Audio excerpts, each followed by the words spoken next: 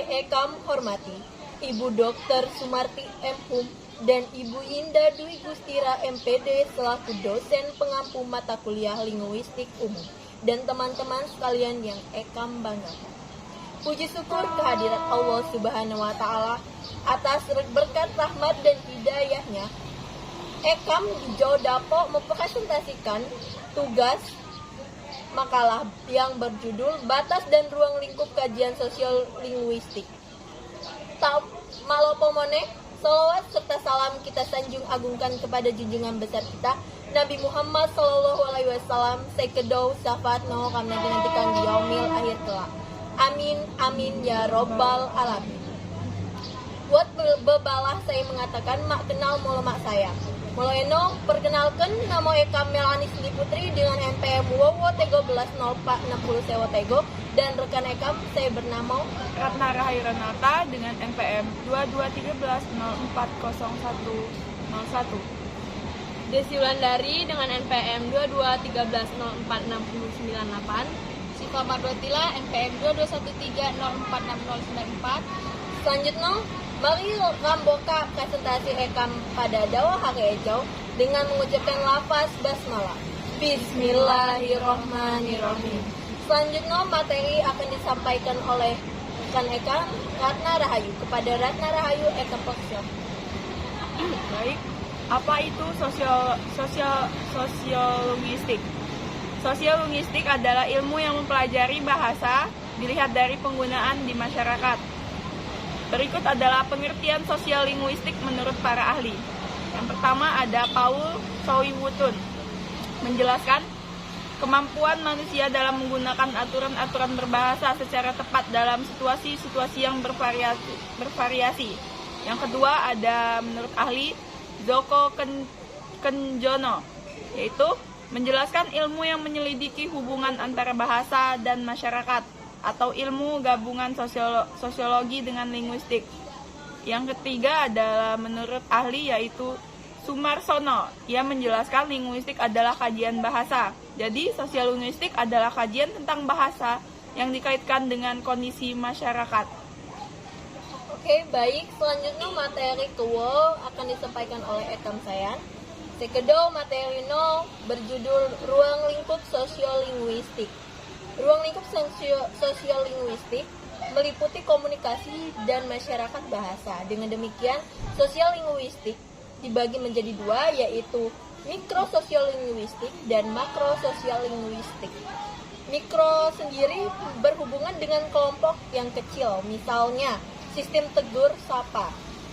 Dan sosiolinguistik mikro ini mengacu pada kajian mengenai gejala bahasa dan konteks. Dan faktor-faktor mikro ini tidak terdapat tereduksi lagi, tapi memiliki 3 prinsip utama, yaitu pencapaian interaksi dalam komunikasi, yang kedua akuisi dan modifikasi kecakapan komunikasi, dan yang terakhir yaitu sikap bahasa. Kemudian makrososialinguistik yaitu berhubungan dengan masalah perilaku bahasa dan struktur sosial. Makro sendiri memiliki kajian yang mengenai fenomena sosiolinguistik yang mencakup variabel yang lebih besar, baik dari bahasa waktu ke waktu.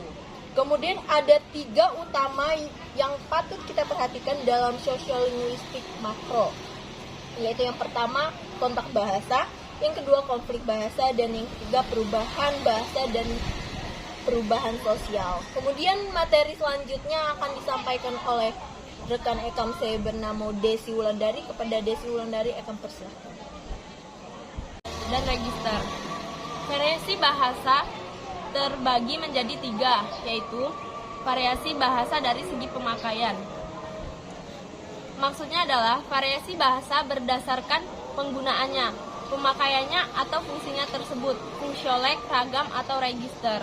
Variasi bahasa ini menyangkut bahasa yang digunakan untuk keperluan atau bidang apa, misal bidang jurnalistik, militer, pertanian, pelayaran, perdagangan, pendidikan, dan kegiatan keilmuan lainnya.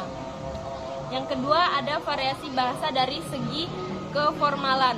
Maksudnya adalah variasi bahasa yang paling formal dalam digunakan situasi khidmat, misalnya upacara kenegaraan, tata cara pengambilan, sumpah, akte, notaris, kitab undang-undang, dasar, khotbah, dan sebagainya. Yang ketiga adalah variasi bahasa dari segi sarana. Variasi bahasa yang digunakan dalam situasi tidak resmi. Ragam ini banyak menggunakan allegro, yaitu bentuk kata atau ujaran yang dipendekkan. Selanjutnya materi akan dijelaskan oleh rekan Ekam si Pamat Bertilas pada seminar Pancasila Ekam Bertilas. Penggunaan dan manfaat sosiolinguistik. Manfaat sosiolinguistik adalah dapat digunakan untuk berkomunikasi atau berinteraksi di masyarakat. Selanjutnya dapat memberi sumbangan dalam mengatasi ketegangan politik. Penggunaan sosiolinguistik. Penggunaan sosiolinguistik dalam bidang komunikasi adalah sosiolinguistik dapat memberikan pedoman dalam berkomunikasi dengan menunjukkan bahasa, ragam, bahasa, atau gaya bahasa apa yang harus dipakai seseorang bila berbicara dengan orang lain. Mungkin gawa saya dapo kelompok Ekam jelaskan dan Ekam presentasikan. Ekam keloi mahap, aman wat salah cawo dan tingkah laku saya kurang berkenan, dan kepada Allah Ekam keloi pun. Ekam Melani Suli Putri sebagai moderator pada dakwah hari Ejo pamit undur diri. Wabillahi taufiq wal hidayah. Wassalamualaikum warahmatullahi wabarakatuh. Rimonihan.